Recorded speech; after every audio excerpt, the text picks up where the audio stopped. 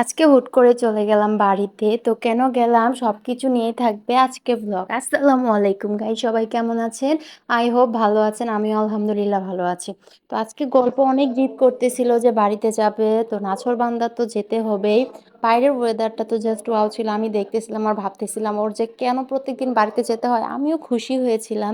তো সে যাই হোক, আমি গল্পকে বলছিলাম তোর প্রতিদিনই বাড়িতে যেতে হয়। ও তো হাসতেছিল, মানে ও যাবেই।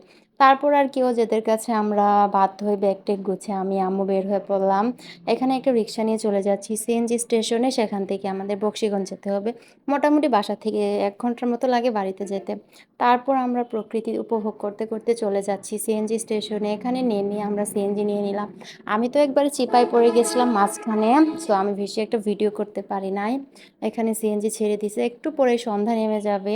তো এখানে জ্যাম বেজে গিয়েছিল, সন্ধ্যাও কিন্তু হয়ে গেছে। দেখেন কত সুন্দর নদ, ব্রহ্মপুত্র নদ। তো আমরা মোটামুটি 7টার দিকে বাসায় এসে বাড়িতে এসে পৌঁছাই। তো আজকে ভিডিওটা আর লং করব না। যারা আমার চ্যানেলটিকে সাবস্ক্রাইব করে